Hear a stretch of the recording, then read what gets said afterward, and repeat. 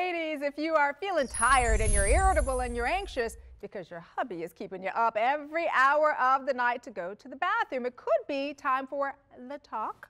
And here to have that talk with us this morning is our celebrity guest host, Alan Thicke. Yes, Alan. Thank you, Danielle. BPH, benign prostatic hyperplasia. That's a common disease affecting 50% of men over 50. I know some of them. I didn't even know you were 50. Thank you very much. I love you more than ever now.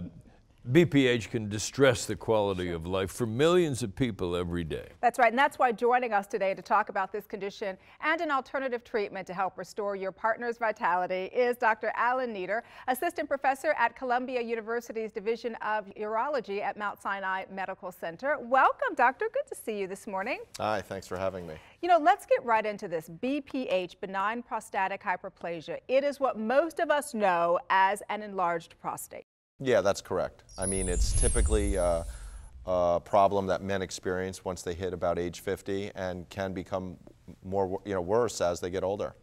Men always, I think often, the word prostate, the term, they find synonymous with cancer. They equate those. Yeah, so it's a common question we have from patients. It's really a totally different thing. Prostate cancer is the #1 cancer for men in the United States, and it's really totally separate than an enlarged prostate. They both happen to originate in the same gland or organ, but they really don't have much to do with each other. There's a fear factor there, right? Yeah.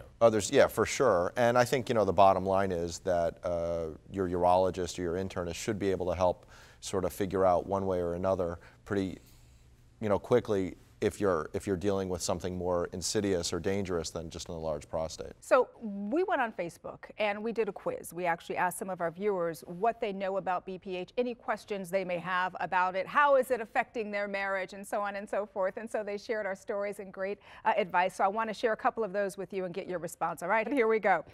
So Claudia says, you have no idea.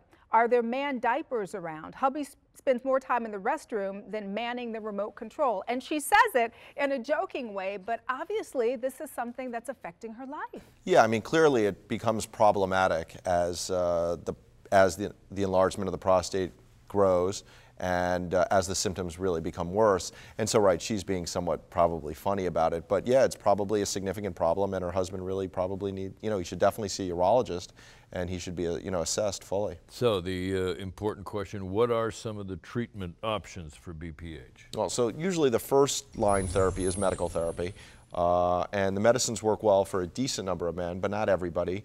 The medicines do have side effects. Some pills can give you a runny nose, they can make you dizzy, and they can decrease your libido. And then there's also surgical treatments such as, laser surgery or, more novel treatments like a plasma button, which we've been using a lot of. And the plasma button? It's a new type of treatment for men with an enlarged prostate. So for men who've really failed medical therapy or can't tolerate, again, the side effects of medicines, it's a procedure we perform in the operating room typically, usually under general or spinal anesthesia. And what it does is it very gently vaporizes the prostate. And I think one of the benefits, or what we've seen at least with our patients, is that most men can typically go home the same day. Often there's very little bleeding, and they do pretty well. Is this something you do as a follow-up after a couple of the other options have failed, if the medication fails, for instance? Again, typically that's sort of my treatment algorithm. I'd like to try you on medicine first, and then if that doesn't work, then we do usually progress to a treatment like an endoscopic treatment or something that we do in the operating room like the plasma button.